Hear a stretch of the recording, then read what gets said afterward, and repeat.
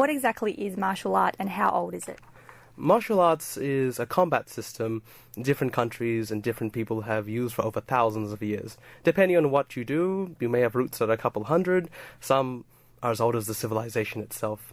It's essentially combat tactics to help one defend oneself and one's possessions, I suppose, in the event that we meet aggravators or unreasonable people.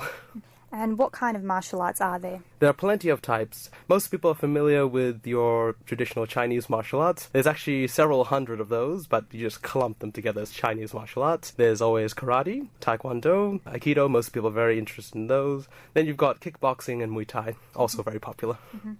How long does it take to learn the skills of martial art? Some martial arts take a long time to learn, or longer than compared to others.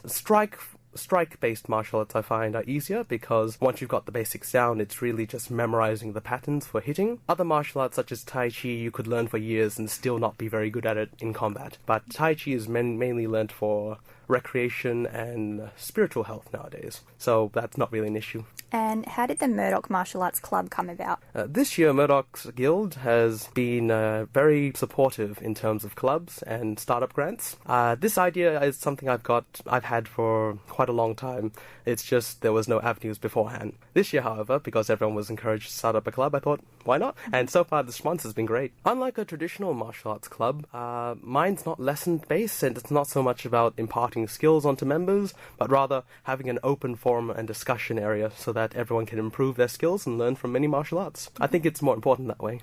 And what are the health and fitness benefits of martial arts?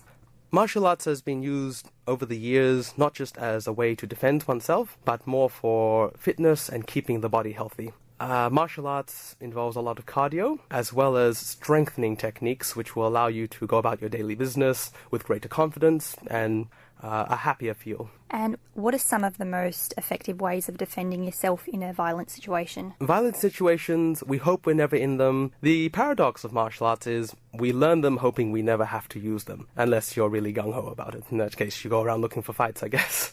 In the case where you are attacked, I think that defending yourself physically should be the last thing on your mind. Personal safety is number one.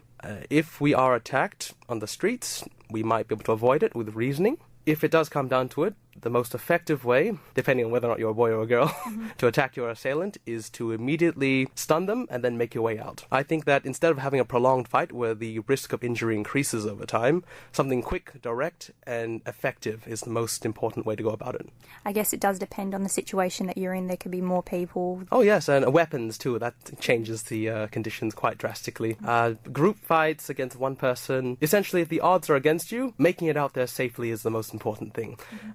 If there's no other option, we have to do what we got to do, and that's why martial arts, I think, is very useful in that situation, in that you can feel more confident about increasing your chances of survival. So it's definitely a life skill to have. Oh yes, and not only that, I've been told that several businesses do like reading up martial arts as an extracurricular activity. Apparently the impression behind it is that those who learn martial arts have discipline, and discipline is a skill I think Gen Y tends to lack.